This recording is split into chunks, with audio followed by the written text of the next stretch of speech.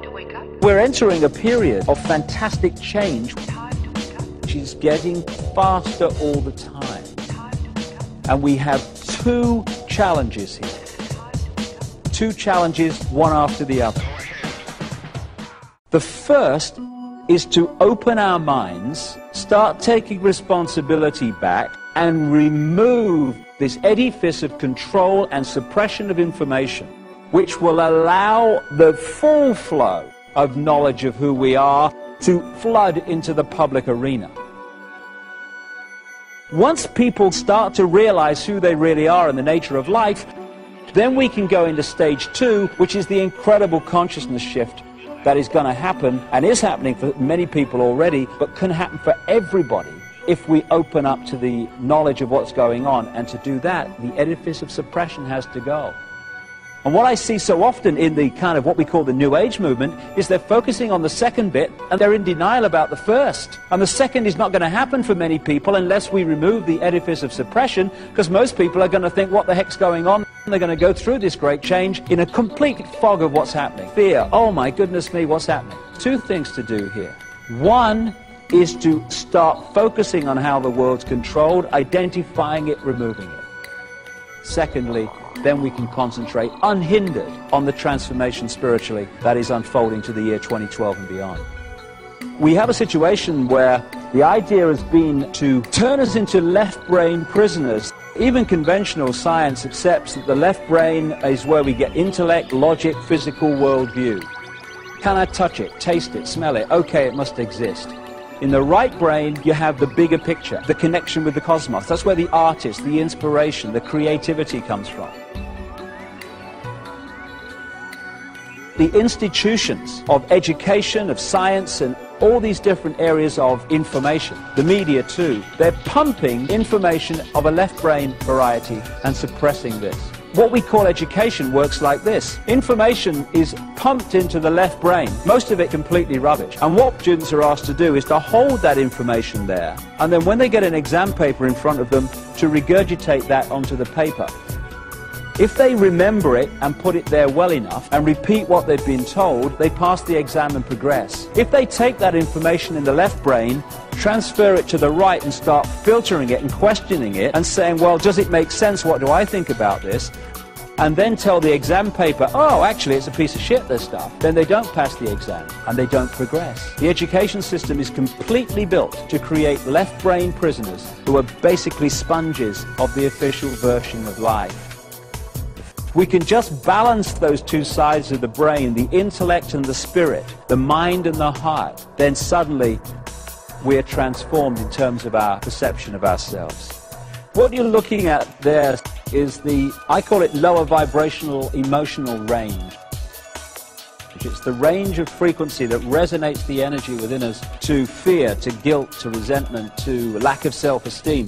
And the more that we are manipulated to feel those things, and the more we manipulate each other to feel those things, the more what I call that cesspit vibration of low vibrational emotion gets more and more full and more difficult to get through, and therefore out to the multidimensional state that we can get into as we reconnect with the ocean, with the cosmos. This is why when people start on this spiritual journey, the reason that they start to realize when they start to walk the journey that all hell breaks loose in their life, that structures break down in their life, and they think, crikey, if this is spiritual. I remember me, when I started on this route, my life broke down in so many ways. I thought, if this is spirituality, you can stuff it. I don't want to know.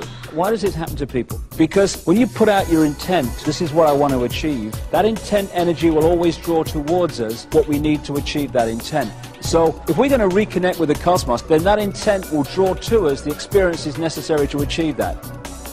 What we need to do to achieve that connection is to clear out that cesspit level of low vibrational emotion.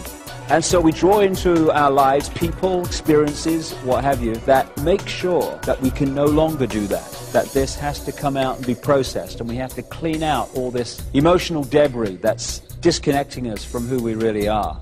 If we're prepared to walk this journey, take a step back and realize that it's actually an experience that is going to set us free rather than a really negative, bad thing that is something to do with the fact that we're not good people. Must have been something terrible in a previous life. I hear that all the time. These challenges are to help set us free by cleaning this out. It's important we understand that. And I find that there are so many people in what's called the New Age who are still operating on a fraction of who they are because they're not prepared to do what is necessary and take the challenges. And we all have this stuff within us to remove and process. When you do, that's when you can start talking about freedom. People talk about a soul. For me, what we call soul, the highest expression of ourselves, is pure love. I don't care who you are, what your background is, what you've done. I don't care if you're Henry Kissinger or George Bush or David Rockefeller or the Queen of England or any of these guys that have been manipulating the world and still are. At that level of yourself, you're pure love. Everyone is. But we can become disconnected from that level and manifest in that disconnection anything but pure love. But that's what we all are, all of us. And when we get disconnected, that's when the problems start, and the imbalances start, and the imbalanced behavior starts. When we're born into a physical body, if we maintain that connection with pure love, soul, then we have the eyes and ears information coming in, telling us and giving us a fix about the world around us.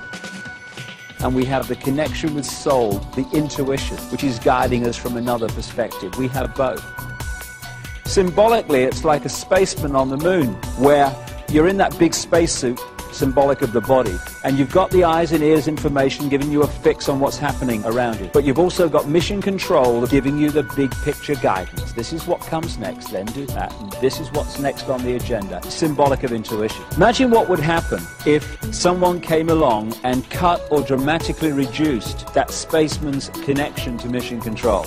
Suddenly, this is the only information and the vague memory of what should have been happening at this time.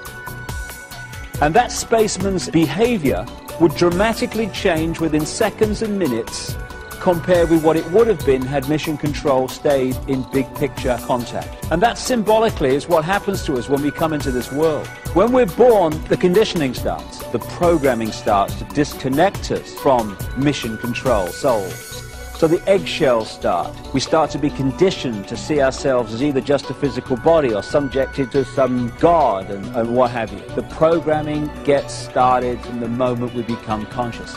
And if we can just break that eggshell and we can express the true nature of who we are and not live someone else's version of what we should be, when the eggshell cracks, we reconnect with mission control. And at that point, we taste freedom. That is the challenge now that we all have and the opportunity we all have. Chinese have a word that means both danger and opportunity. We're at the point now of that choice.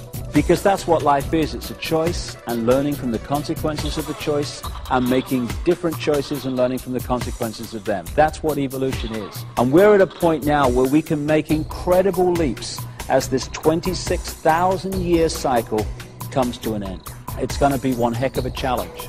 But no matter how challenging it gets, one thing remains constant. We live forever. We are everything, and everything is us. Whatever we're experiencing in this moment, it's just an experience. We live forever.